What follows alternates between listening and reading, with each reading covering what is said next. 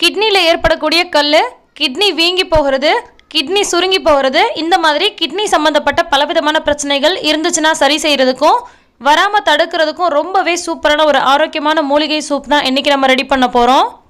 So kidney சம்மந்தப்பட்ட கோளாறு இருக்கிறவங்க, வராமல் தடுக்கணும்னு நினைக்கிறவங்க இதை நீங்கள் வாரம் 2 முறை அல்லது 1 முறை குடிச்சிட்டு வாங்க.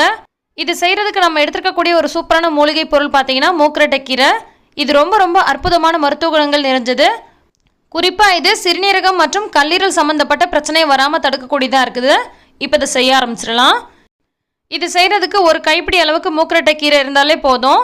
இப்போ ஒரு மண் பாத்திரத்தில் 1 டீஸ்பூன் அளவுக்கு எண்ணெய் சேர்த்துட்டு இது கூட நம்ம எடுத்து வச்சுருக்க இந்த கீரையும் சேர்த்துட்டு இதை நல்லா வதக்கிக்கலாம். கீரை இந்த மாதிரி நீங்கள் முழுசாகவும் சேர்த்துக்கலாம் அல்லது நல்லா பொடி பொடியாக கட் பண்ணிவிட்டு கூட சேர்த்துக்கோங்க. இதோட மருத்துவ குணம்லாம் முழுசாக கிடச்சி கூடுதல் ஆரோக்கியம் கிடைக்கணும்னா இந்த மாதிரி மண் பாத்திரத்தில் செஞ்சுக்கோங்க. அப்போ ரொம்பவே ஆரோக்கியமாக இருக்கும், ரொம்ப ரொம்ப டேஸ்ட்டாகவும் இருக்கும். இப்போ கீரை ஓரளவுக்கு நல்லா வதங்கிடுச்சு. இது கூட அரை வெங்காயம் நல்லா பொடியாக கட் பண்ணி வச்சுருக்கேன், அதை இது கூட சேர்த்துக்கலாம். கூடவே அரை தக்காளி கட் பண்ணி வச்சுருக்கேன், அதையும் சேர்த்துட்டு இது கூட நல்ல பெரிய டம்ளரால் 2 டம்ளர் அளவுக்கு தண்ணி சேர்த்துக்கிறேன். இது ஒரு 3 பேர் 4 பேர் தாராளமாக குடிக்கலாம். உங்களுக்கு எந்த அளவுக்கு சூப் தேவையோ அதுக்கு தகுந்த மாதிரி நீங்கள் தண்ணி சேர்த்துக்கோங்க. அடுத்து இது கூட அரை டீஸ்பூன் அளவுக்கு இஞ்சி பூண்டு விழுது சேர்த்துக்கிறேன். இஞ்சி பூண்டு விழுதா உங்ககிட்ட இல்லைன்னா 2 பல்லு பூண்டை நல்லா நச்சு விட்டு அதுக்கப்புறமா சேர்த்துக்கோங்க. அடுத்தது அரை டீஸ்பூன் அளவுக்கு சீரகம் சேர்த்துக்கலாம். கூடவே 1 டீஸ்பூன் அல்லது அரை டீஸ்பூன் உங்கள் காரத்துக்கு தகுந்த மாதிரி மிளகு பொடி சேர்த்துக்கோங்க. கொஞ்சம் கூடுதலாக சேர்த்திங்கன்னா குடிக்கும் பொழுது நல்ல ஒரு காரசாரமாக குடிக்கிறதுக்கு ரொம்பவே சூப்பராக இருக்கும். அடுத்து இது கூட தேவையான அளவுக்கு உப்பு சேர்த்துட்டு இதை நல்லா கலந்து விட்டுக்கலாம். இந்த சூப்பு வந்து பார்த்திங்கன்னா அதிகமாக உப்பு சேர்க்கக்கூடாது.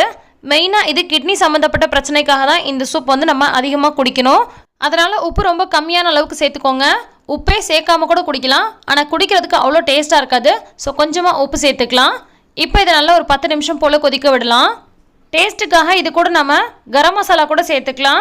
கரம் மசாலா சேர்க்குற மாதிரி இருந்தால் ஜஸ்ட் ஒரு 1/4 டீஸ்பூன் அல்லது அரை டீஸ்பூன் அளவுக்கு சேர்த்துட்டு இதையும் நல்லா கலந்து விட்டுக்கலாம். இதுக்கப்புறம் ஒரு 10 நிமிஷம் 15 நிமிஷம் நல்லா கொதித்து நல்லா வேகணும்.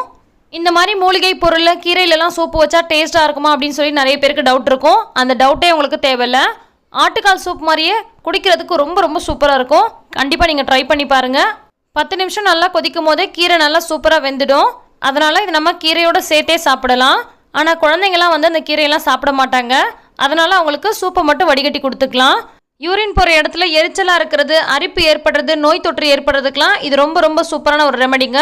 கண்டிப்பாக நீங்கள் வாரம் 1 முறையோ அல்லது 2 முறையோ குடிங்க. இதை நீங்கள் அந்த கீரைலாம் விற்கிறாங்கல்ல அந்த பாட்டிகிட்ட சொல்லி வச்சிங்கன்னா அவங்க எடுத்துகிட்டு வந்து தருவாங்க. ஸோ இதை நீங்கள் அடிக்கடி சமைச்சு சாப்பிட்லாம். அதே மாதிரி இந்த கீரையில் கூட்டு வைக்கலாம், கடையெல்லாம், பொரியல் செய்யலாம். இந்த மாதிரி நிறைய விதமான ரெசிபிஸ் செய்ய முடியும். ஆனால் இந்த மாதிரி சூப் வச்சு கொடுத்தோன்னா குழந்தைங்க கொண்டு விரும்பி சாப்பிடுவாங்க.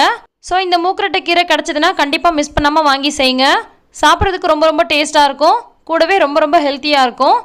ஸோ ரொம்பவே ஆரோக்கியமான இந்த சூப் உங்களுக்கு ரொம்பவே பிடிச்சிருக்கும்னு நினைக்கிறேன். பிடிச்சிருந்தால் லைக் பண்ணி மற்றவங்களுக்கும் ஷேர் பண்ணுங்கள். மறக்காமல் ஆஸ்தமிழ் சேனலை சப்ஸ்கிரைப் பண்ணுங்கள். நன்றி.